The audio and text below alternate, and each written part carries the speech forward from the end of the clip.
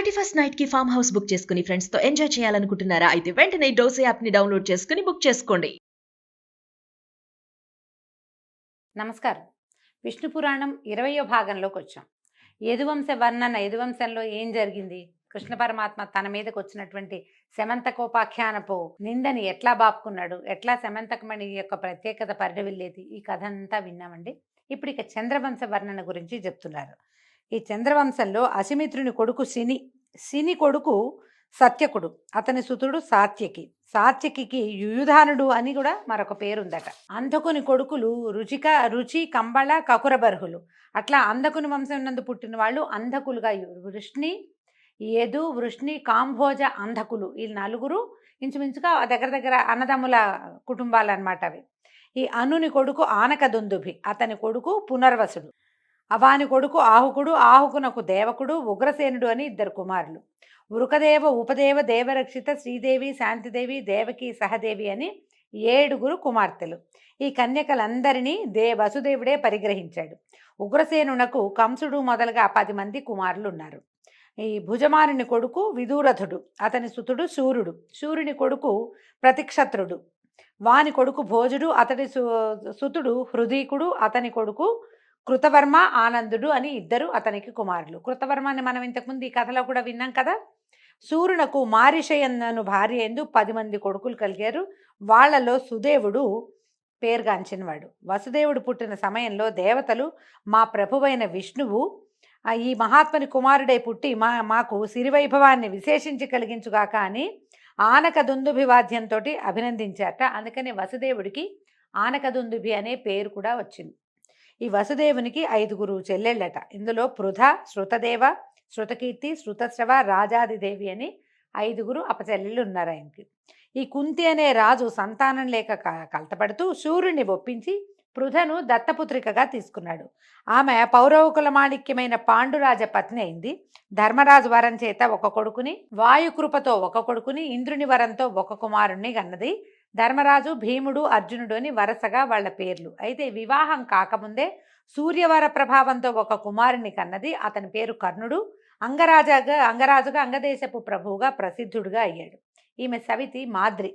ఈమె మద్రదేశ రాజకుమార్తె. అశ్విని దేవతలు, దేవవైద్యులైనటువంటి అశ్విని దేవతల వరం చేత 2 కుమారులని కన్నది. వాళ్ళు నకులుడు, సహదేవుడు అని 2 ప్రఖ్యాతులు వీళ్ళు. వృద్ధధర్ముడనే కరుష దేశాధిపతి శృతదేవను పరిగ్రహించాడు. అతనికి 5 కుమారులు. తర్వాత అవంతిరాజు రాజాదిదేవిని చేపట్టాడు. వాళ్ళకి 2 కుమారులు, విందుడు, అనువిందుడు అనేవాళ్ళు. చేదిరాజు అయినటువంటి దమఘోషుడు శృతశ్రవను పెళ్లి చేసుకున్నాడు. వాళ్ళ యొక్క కుమారుడే శిశుపాలుడు. శ్రీకృష్ణుడికి స్వయాన మేనత్త కొడుకు, పాండవులకి పిన్ని కొడుకు. వైకుంఠంలో సనక సనందనాదుల చేత శాపానికి గురైన జయ విజయులు మొదట హిరణ్యాక్ష, హిరణ్యకశిపులుగాను, తర్వాత రావణ, కుంభకర్ణుడుగాను భూమి మీద పుట్టి మహావిష్ణువు అవతార పురుషుల చేత మృతి చెందారు.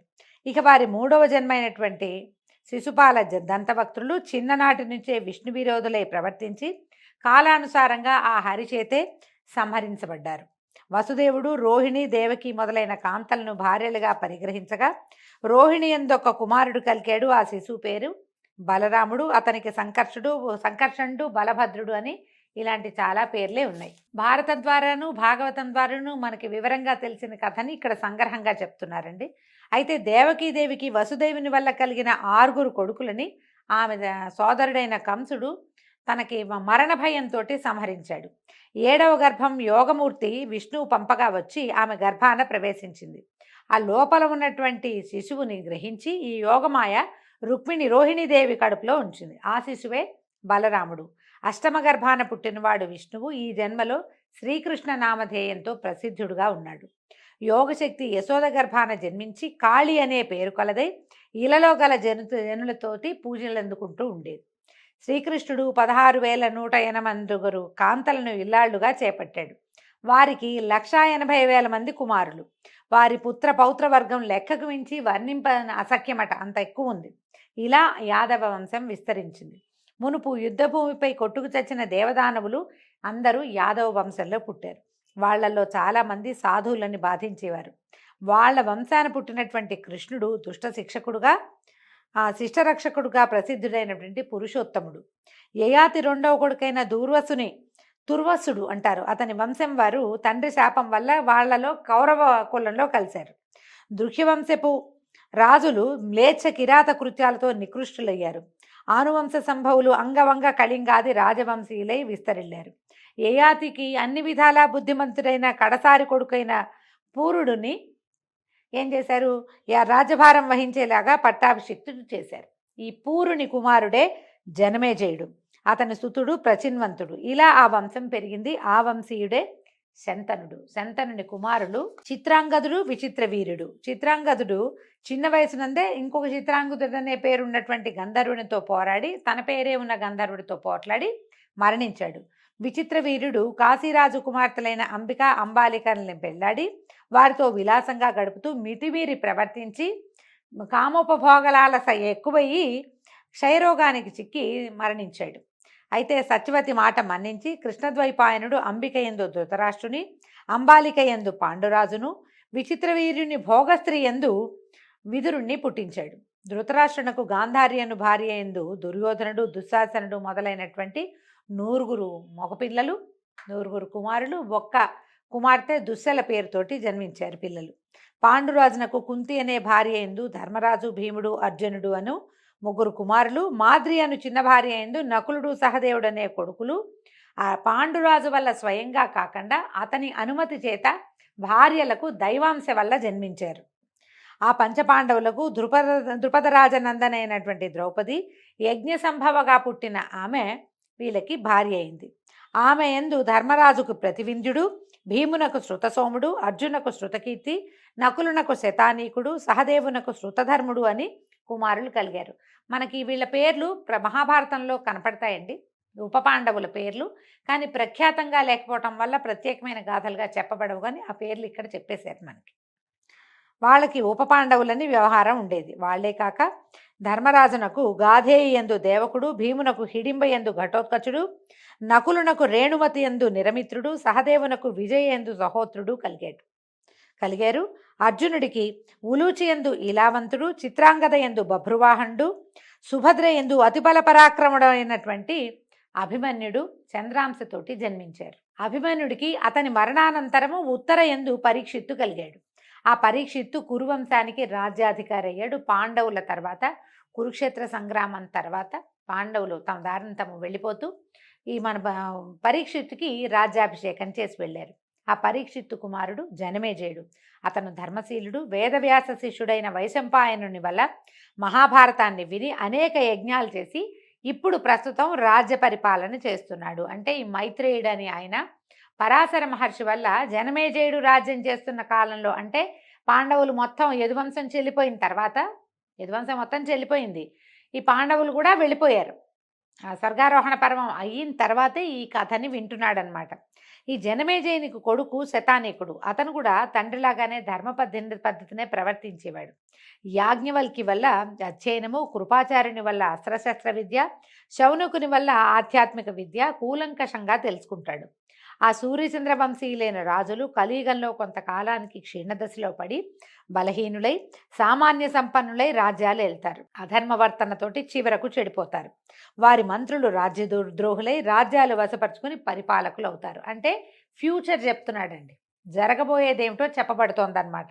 గంగా ప్రయాగ మధ్య దేశాలలో పద్మవర్యులనే మాగధులు పట్టాభిషిక్తులై రాజులను వెళ్ళగొట్టి తాము ఏలుబడి సాగిస్తారు. నర్మదా తీర దేశాలను భ్రష్టాచారులైన బ్రాహ్మణులు ఏలుతారు. చంద్రభాగా తీరాలందున్న కాశ్మీర దేశాలను హీనజాతుల వారు పరిపాలిస్తారు. వీరందరూ కాలానికి వయసుతో తగిన గుణాలు ప్రవర్తన కలిగిన వారే ఉంటారు. రాజులంటే పరిపాలకులు అల్పమైన దయ, అల్ప జ్ఞానము, అల్ప విద్య, అల్పాలోచన, అల్పైశ్వర్యము కలిగిన వారే ఉంటారు.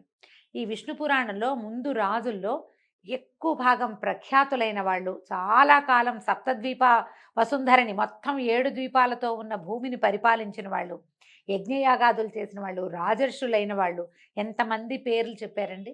తర్వాత కాలంలో రాజులకి జ్ఞానం తక్కువ, యశస్సు తక్కువ, కీర్తి తక్కువ, తర్వాత దయ తక్కువ, విద్య తక్కువ, ఆలోచన, ఐశ్వర్యము అన్నీ తక్కువే. క్రమంగా ఏమవుతుంది, మనుషుల తాలూకు సైజులు, ఆకారాలు తగ్గిపోయి వాళ్ళ తాలూకు ఆలోచన విధానాలు కుంచుకుపోయి క్రమంగా 6 అడుగులే పెద్ద హైట్గా అయ్యింది కలికాలంలో. ఎక్కువ ఎత్తు 6 అడుగులుంటే అబ్బో అబ్బాయి ఆజానుబాహుడు అనే పరిస్థితి వచ్చింది.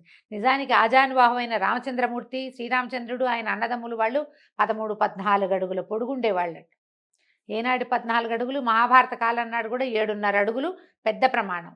ఇప్పుడు మనం 6 అడుగులే మన పెద్ద ప్రమాణంగా కనపడుతుంది. కథలు తగ్గి విషయం చెప్తున్నారండి. కోపము, దుర్వివేకము, క్రూర ప్రవృత్తి, చపలత్వము, ఎదుటివారిని చులకలగా చూడడము, మనసులో ఏదో దానికి బాధపడుతూ ఉండటము, ఎల్లప్పుడూ ఏదో చింత, చెడు నడత, పెడసరపుతనము, పాపము, ఈ గుణాలు కలికాలం పోయే వరకు కూడా మానవులని దుష్టపిశాచాల్లాగా ఆవేశించి ఉంటాయి.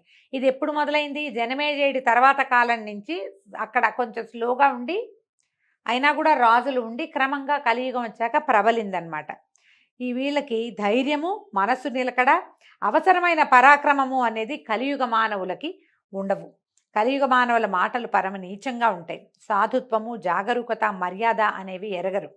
బ్రతుకులు నడివీధి మెతుకులనే వీళ్ళపైన రోడ్డు మీద చల్లేసిన మెతుకులు లాంటివన్నమాట. కోపము, నిందించడము వాళ్ళ పుట్టు సొత్తు. అన్నిటికీ కోపం వస్తుంది. యాంగర్ మేనేజ్మెంట్ లేదు మనకి. ఇదివరకే లేదంటే విష్ణు పురాణం నాడు చెప్పబడినప్పుడే లేదంటే మనకి ఇప్పుడు యాంగర్ మేనేజ్మెంట్ జీరో. కోపం వస్తే మనం ఏదైనా చేస్తాం, ఎంత పనైనా చేస్తాం. అన్నీ కూడా ఎక్కువ భాగం మన వల్ల జరిగే పొరపాట్లన్నీ కోపంలోనే, ఆలోచించకుండా అనాలోచితంగా చేసేవే కనపడతాయి. గోహత్య, స్త్రీహత్య, శిశుహత్య అనేవి కలికాలం జనులకి సహజమైన గుణాలుగా ఉంటాయి. కలియుగమందు జనులు పరధన పరకాంత ప్రియులుగాను, అల్పాల్ప బలులుగాను, జీవించి ఉన్న శవాల్లాంటి రూపాలు గలవారుగాను, అసత్య భాషణలు, దీంతో పాటుగా నాస్తికవాదులు ఎక్కువ సంఖ్యలో ఉంటారట. వేదాలకు, యజ్ఞాలకు స్థానం లేదు, ఉండదు. బ్రాహ్మణులు కింది జాతి వారిని సేవిస్తూ వారిచే ధనబలంతో బతకవలసి వస్తుంది. అన్ని విధాలా బలం కలవాడే ఇప్పుడు ప్రభువుగా ఉంటాడు. ధనధాన్యాలు సమృద్ధిగా కలవాడే మాన్యుడు. సభలలో ముందు వెనక చూడక నోటికి వచ్చినట్టుగా నిర్భయంగా బాగేవాడే పూజ్యుడు. నౌకరీ చేసేవాడే హితుడు. ఇలా ఉంటుంది కలియుగ ప్రభావం. ఇలా ఉంటుందని జనమేజయుడి కాలం నాటి విష్ణు పురాణంలో చెప్పబడిందండి. వ్యాసప్రోక్తమే ఇది. ఇంకా వినమంటున్నారు. ధనం ఉన్నవాడే గొప్ప కులంలో పుట్టినవాడిగా గౌరవం పొందుతాడు. శరీర బలమే ధర్మం, అందచందాలే వివాహ కారణాలు, శౌర్యమే వ్యవహారానికి ఉండవలసింది, అన్యాయమే వృత్తికి మూలంగా ఉంటుంది, దౌర్బల్యమే కిందకి దింపుతుంది. ఇలా ఈ దోషాలు అన్ని జాతుల్లోనూ ఉంటాయి. ఈ కలియుగ మానవులకి ఆయు ప్రమాణం 120 సంవత్సరాలట. అప్పుడు చెప్పబడింది అనమాట. తేనె, కూరగాయలు, ఆకులు, పువ్వులు, ఆహారము, నారబట్టలు, తర్వాత అలా నేత బట్టలు వస్త్రాలుగా ఉంటాయి. సంతానం మితిమీరి బహుకష్టాలకి మూలమవుతుంది. శ్రౌత స్మార్త క్రియలకు స్వస్తి పలుకుతారు, వాటిని ఆచరించరు. ఇలా ఉండగా ఇలపై ధర్మాన్ని స్థాపించటమే లక్ష్యంగా సర్వలోక రక్షామణి భక్తవత్సలుడు అయినటువంటి శ్రీ మహావిష్ణువు శంబల అనే గ్రామంలో ప్రధానుడు అనే బ్రాహ్మణునికి కుమారుడుగా జన్మించి దుష్ట శిక్షణ చేస్తాడు. వేదాలకు మళ్ళీ జీవం పోస్తాడు. సాధు సంరక్షణ చేస్తాడు. శ్రౌత స్మార్త క్రియలకు ప్రాణప్రతిష్ఠ ఆచరిస్తాడు. వర్ణాశ్రమ ధర్మాలకి సంరక్షణ కలిగిస్తాడు. ఈ అవతార పురుషుని, పరమ పురుషుని పేరు కలికి అని రాశారండి. ఈ విధంగా కలియుగం తీరి కృతయుగ ధర్మం 4 పాదాలతో నిర్బంధంగా ప్రవర్తించగా సురలు ఆనందంతో ధరణికి వచ్చి నరులతో కలిసి సగౌరవంగా ప్రవర్తిస్తూ ఉంటారు. కలియుగ దోషాలకు అదరి బెదరి అడవులలో తపస్సు చేస్తూ ఉన్నటువంటి సూర్యచంద్ర వంశీయులైన రాజులు తిరిగి రాజ్యాలు ధర్మబద్ధంగా ఏలే పరిపాలకులు అవుతారు. మైత్రేయ, విష్ణువు అంశతో పుట్టి ధర్మ పద్ధతిని భూమండలాన్ని చక్కగా పరిపాలించిన భూపతుల చరిత్రలు చదివినా వినినా కూడా మేలు కలుగుతుంది. యజ్ఞం చేసిన ఫలితం లభిస్తుంది. సిరి సంపదలు సమృద్ధిగా కలుగుతాయి. సూర్యచంద్ర వంశాలలో పుట్టిన రాజులలో మాంధాత మొదలు కుశలవుల వరకు, యయాతి మొదలు సత్యదేవుని వరకు కలవారి చరిత్రలు చదవలసినవి, వినవలసిన చరిత్రలుగా తెలుసుకో అని చెప్తున్నాడు. విష్ణు పురాణపు కాలంలోనే తర్వాత రాబోయే కాలం ఎలా ఉంటుందో చెప్పారండి. కల్కి అవతారం వచ్చాక మళ్ళీ కృతయుగ ధర్మాలని వెలయిస్తాడట. అంటే ఇంకా అధ్వానంగా పోవాలి మనం. ఇప్పుడు చదువుతున్న ఈ శ్లోకాలు, ఈ పూజా విధానాలు కూడా అణిగిపోయాక అప్పుడు ఆయన వచ్చి ఈ మ్లేచ్ఛ ధర్మానుసారులుగా ఉన్నటువంటి భూమి మీద ఉన్న వాళ్ళందరినీ సంహరించి ఎప్పుడో వెళ్ళిపోయారు, అడవుల్లో ఉన్నారని చెప్తున్నారు. దీన్ని బట్టి చూస్తే మనకి ఈ సూర్యచంద్ర క్షత్రియులు ఎక్కడో అడవుల్లో ఉండుంటారు. వాళ్ళని మళ్ళీ తెచ్చి మళ్ళా భూమి మీద నిలిపి మళ్ళా ధర్మం 4 పాదాలా ఉండేలాగా చేస్తాడట కల్కి. అట్లా ఏదో జరగబోతోందని చెప్తున్నారు. అయితే ఈ మొత్తం యుగ ధర్మాలన్నీ ఇలా ఉంటాయి అని చెప్పిన తర్వాత విన్నాక మైత్రేయుడిని అడిగాడు. నువ్వు అడిగిన రాజుల చరిత్రలన్నీ చెప్పాను, ఇంకేం చెప్పాలి అని పరాశరుడు అడిగితే అప్పుడు ఈయన అడుగుతున్నాడు మైత్రేయుడు. యాదవ వంశంలో శ్రీకృష్ణుడుగా పుట్టిన విష్ణువు బాల్యం నుంచి ఏమేం చేశాడు, ఎట్లా ఆయన పెరిగి పెద్దవాడై మళ్ళీ తన లోకానికి వెళ్ళాడో ఆ కృష్ణావతార గాథని వివరంగా చెప్పమని అడిగారు. సరే, ఇది మంచి కథే. మధ్యలో కథలోనే చెప్పబడింది కదా వసుదేవునికి జన్మించాడని, తర్వాత ఈ సమంతకమణి తాలూకు సమస్యని తనేది ఎలా తీర్చుకున్నాడో ఇది విన్న తర్వాత ఎట్లా ఏ రకంగా పుట్టాడు, ఎలా పెరిగాడు, ఎలా రాక్షస సంహారం చేశాడు, దుష్ట శిక్షణ ఎట్లా చేశాడు, అది వివరంగా చెప్పమంటే అది ఇప్పుడు చెప్తున్నారనమాట. శ్రీకృష్ణావతార గాథ అతి మంచి గాథ, కథలన్నిట్లలోకి వినదగినది, వినసొంపైన గాథ కాబట్టి అది చెప్తానన్నాడు. ఈ వసుదేవుడు దేవకుని కుమార్తె అయినటువంటి దేవకీదేవిని ధర్మపత్నిగా పరిగ్రహించాడు. ఆమె పేరు దేవకి.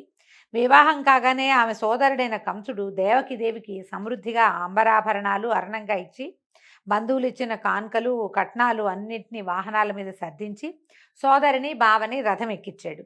తానే సారథి అయి ఆమెను అత్తవారింటికి దిగనింపటానికి బయలుదేరాడు. ఊరి పొలిమేరకు రథం వచ్చేసరికల్లా ఆ రథంలో ఉన్న ముగ్గురు ఆ పిల్లని అంపకం పెడుతున్నటువంటి బంధువులందరికీ ఆశ్చర్యము భయము కలగలుపుగా కలిగి వాళ్ళ హృదయాల్ని ఉర్రూతలూచేటట్టుగా ఆకాశవాణి వినపడిందట. దేవకి 8వ కాన్పుగా పుట్టే బాలుడు నీ ప్రాణాలను రాజ్యాన్ని అపహరిస్తాడు కంస, జాగ్రత్త అని చెప్పింది. ఈ మాట వినంగానే కంసుడు గుండె 2గా చీలిపోయిందని వేరే చెప్పక్కర్లేదు కదా. ఒక ఇంతసేపు చలనం లేకుండా కొయ్యలాగా బిగుసుకుపోయాడు. భయం వేసింది.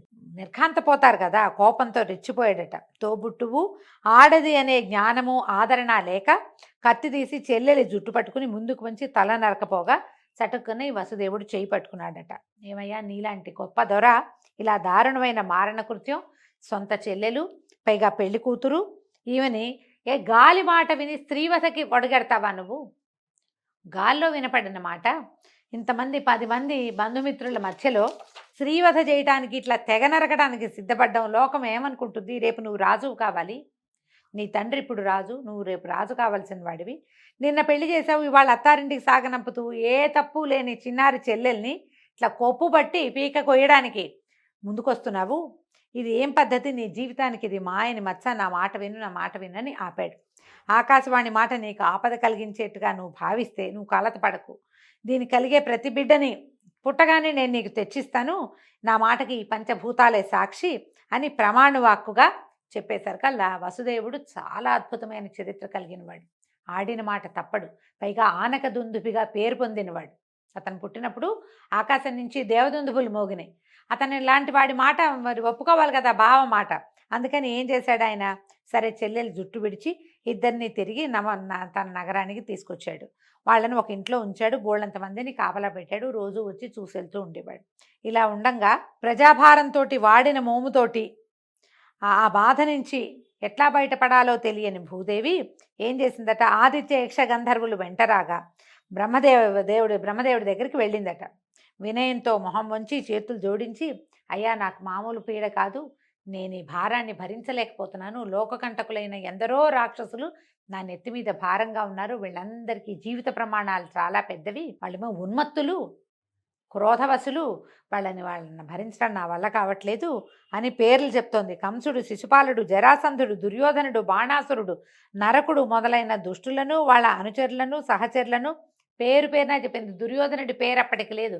దుర్యోధనుడు పుట్ల కృష్ణుడి తర్వాత పుట్టాడు దుర్యోధనుడు. కొంచెం లేదా కాస్త అటు ఇటుగా కొంచెం కొన్ని నెలల తేడాతో పుట్టుంటారు. వీళ్ళందరి పేర్లు చెప్పింది. వీళ్ళందరూ ఉన్నారు, వీళ్ళతో నేను ఇదైపోతున్నాను. ఒక యుగం మారినా కూడా మరణించకుండా వాళ్ళు నా ప్రాణం తీస్తున్నారు నాయన, నేను మొయ్యలేకపోతున్నానంటే అది విన్న బ్రహ్మ ఏమన్నాడంటే, అమ్మా, నీకు కలిగిన ఈ బాధ తీర్చడం నా లాంటి వాడికి అశక్యం, నేనేం చేయలేను. వీళ్ళందరినీ పుట్టించగలను, వాడు ఎవడైనా తపస్సు చేస్తే వాళ్ళకి నేను వరాలు ఇవ్వగలను, కానీ వాళ్ళని తొలగించడం నా వల్ల ఏ పని కాదు. భక్త రక్షామణి, అన్నిటికీ కారణభూతుడైనటువంటి శ్రీ మహావిష్ణువు ఏదైనా చేయగలడు. పద, మనం ఆ దేవదేవుడికే ఇది మనవి చేద్దామని అప్పుడు పైనుంచి మునులతో దిక్పాలులతో భూదేవిని స్వయంగా తీసుకుని వెళ్ళి శ్వేతద్వీపవాసిగా ఉన్నటువంటి భగవంతుని దగ్గరికి చేర్చాడట. ఆ ద్వీపం ఆనందానికి రూపమట, శ్వేతద్వీపం. వేదధ్వనికి దీపం, దేవకాంతల సంగీతానికి సంకలాపం, ఈ వైకుంఠానికి సమీపంలో ఉందట అది. ఇప్పుడు ఈ దేవతలందరినీ తీసుకుని బ్రహ్మదేవుడు ఈ వైకుంఠానికి దగ్గరలో శ్వేతద్వీపంలో కులాసాగా కాలక్షేపం చేస్తున్న విష్ణుమూర్తిని చూడడానికి వెళ్ళాడు. వీళ్ళందరూ బ్రహ్మదేవుడితో సహా అక్కడికి వెళ్ళిన తర్వాత విష్ణుమూర్తిని ఏమని ప్రార్థించారు, ఏం చేయబోతారు, తర్వాత ఎట్లా కృష్ణ జన్మ జరగబోతోందో మనం రేపు ఉదయం తెలుసుకుందామండి. అంతవరకు సెలవు. నమస్కారం.